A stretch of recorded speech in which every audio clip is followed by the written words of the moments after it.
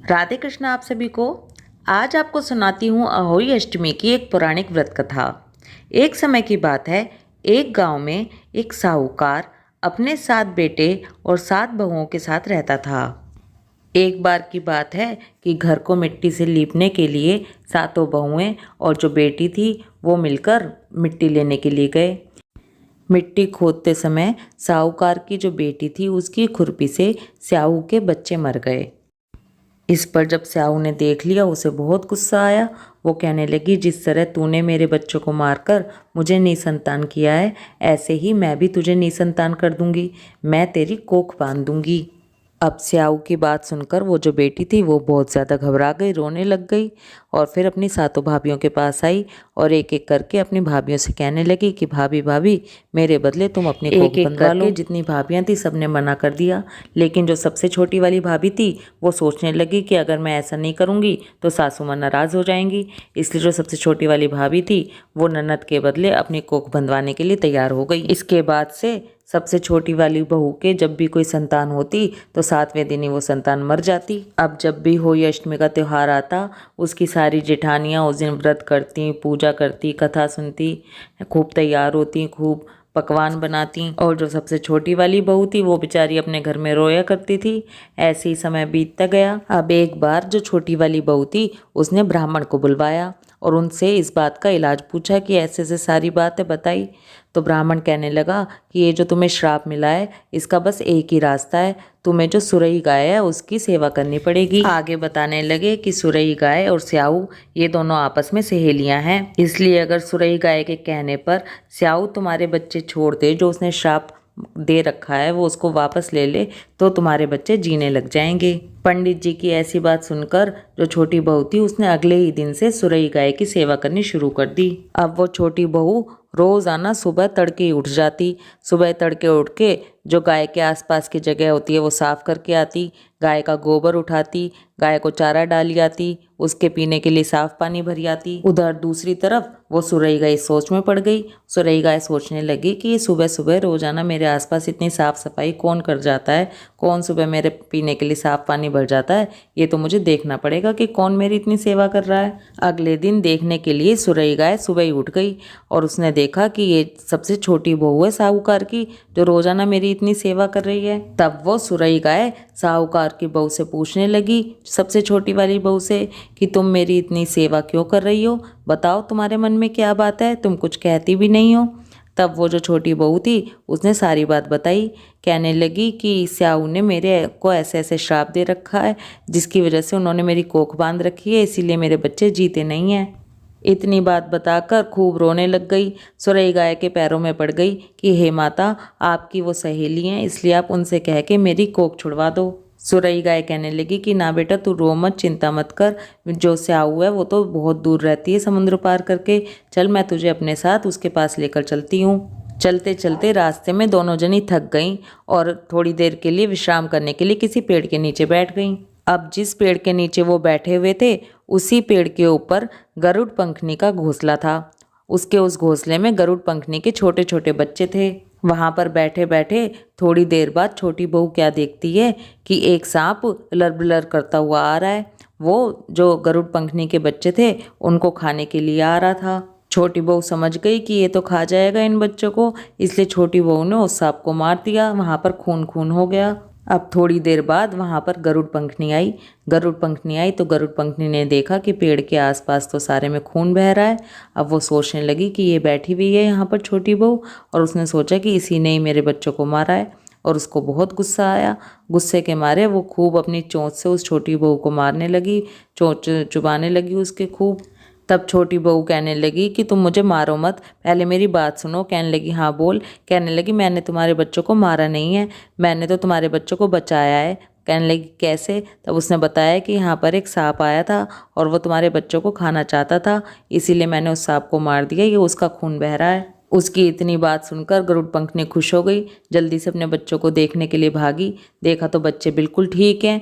तो फिर वो उससे कहने लगी छोटी बहू से कि मैं बहुत खुश हूँ तुमसे, तुम्हें मुझसे जो कुछ भी चाहिए वो मांग लो। तब वो छोटी बहू गरुड़ पंखनी से कहने लगी कि हम साहू माता से मिलने जा रहे हैं, वो बहुत दूर समुद्र पार करके रहती हैं, तुम हमें उन तक जल्दी से पहुंचा दो तो तुम्हारा बड़ा उपकार होगा। तब गरुड़ पंखनी ने उन दोनों को, जो सुरई गाय थी और छोटी बहू को, दोनों को अपनी पीठ पर बैठाया और दोनों को समुद्र पार स्याऊ माता के पास पहुंचा दिया। अब सुरई गाय और छोटी बहू जैसे ही स्याऊ माता के सामने पहुंचे, स्याऊ माता तो सुरई गाय को देखकर बहुत खुश हो गई। कहने लगी, आओ बहन, तुम तो बहुत समय बाद आई हो और अब आई हो तो मेरे बालों में से जुएं निकाल कर जाना। स्याऊ माता के कहने पर छोटी बहू ने स्याऊ माता के सर से सारी जुएं निकाल दी। स्याऊ माता तो बहुत खुश हो गई और खुश होकर छोटी बहू को आशीर्वाद देने लगी कि तेरे 7 बेटे 7 बहुएं हों। इस पर छोटी बहू रोने लग गई और कहने लगी कि माता, आप 7 बेटे बहुओं की बात कर रही हो, मेरे तो एक भी संतान नहीं है। स्याऊ माता कहने लगी कि ऐसा क्यों? तब वो छोटी बहू स्याऊ माता से कहने लगी कि स्याऊ माता, अगर आप मुझे वचन दे तो मैं आपको सारी बात बताऊंगी। कहने लगी, हाँ मैंने तुझे वचन दिया। तब जो छोटी बहू थी उसने स्याऊ माता को सारी बात बताई और बात बता के कहने लगी, अब ऐसे ऐसे बात है और स्याऊ माता, मेरी कोख आपके पास बंधी हुई है, कृपा करके मेरी कोख को खोल दो। उसकी बात सुनकर स्याऊ माता कहने लगी कि अरे तू तो बड़ी चालाक निकली, तूने तो मुझे वचनबद्ध करा के मुझे ठग लिया। और कहने लगी, जा मैं तेरी को खोलती हूँ, अब तू घर जाकर अहोई अष्टमी माता की पूजा करना, व्रत करना, खूब उजमन करना, खूब पकवान बनाना, 7 अहोई चिपकाना और 7 कढ़ाई करना। छोटी बहू भागी भागी घर आती है तो देखती है कि घर पे तो उसके 7 बेटे और 7 बहुएं बैठी हुई हैं। वो तो इतनी खुश हो गई, बहुत ज़्यादा खुशी से पागल हो गई।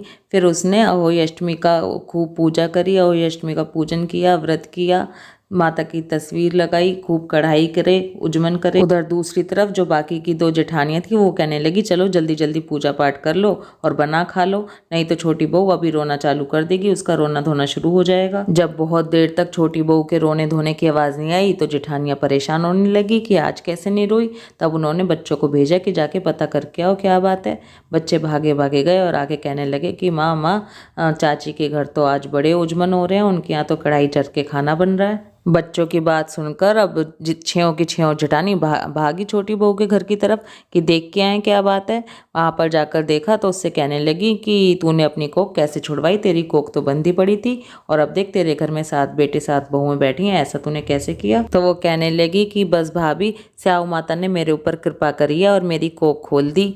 जितने भी जने वहां पर थे सभी स्याऊ माता की जय जयकार करने लगे, अहोई अष्टमी माता की जय जयकार करने लगे। हे अहोई माता, जैसे आपने उस बहू के ऊपर कृपा करी, उसकी कोख खोली, उसको बेटे बहुएं दिए, ऐसी कहानी कहते सुनते हुंकारा भरते सबके कोख खोलना, सबके ऊपर और सबके परिवार के ऊपर, सबके बच्चों के ऊपर अपना आशीर्वाद बनाए रखना। बोलो अहोई माता की जय, स्याऊ माता की जय। और चलिए अब हम सुनते हैं गणेश जी की कहानी, क्योंकि हर कहानी कहने के बाद गणेश जी की कहानी ज़रूर कही जाती है। एक बार की बात है, गणेश भगवान को लीला सूझी, बाल रूप बनाकर और पृथ्वीलोक पर निकल पड़े। सबसे कहने लगे, हाथ में उन्होंने थोड़े से चावल ले लिए और जरा सी कुलिया में दूध ले लिया और सबसे कहने लगे, कोई मेरी खीर बना दो, कोई मेरी खीर बना दो। लेकिन कोई भी उनकी बात सुने ही ना, क्योंकि जरा सी कुलिया का दूध का खीर कैसे बनेगी। लेकिन एक बुढ़िया थी, वो कहने लगी, ठीक है मैं तुम्हारी खीर बना दूंगी। उसने परात में चावल डाले, परात भर गई, भगोने में दूध डाला, भगोना भर गया। बुढ़िया ने खीर बनाने के लिए रख दी। गणेश भगवान कहने लगे, जब खीर बन जाए तो घंटी बजा देना, मुझे बुला लेना, मैं आ जाऊंगा। क्यों? गणेश भगवान ऐसा कह के चले गए।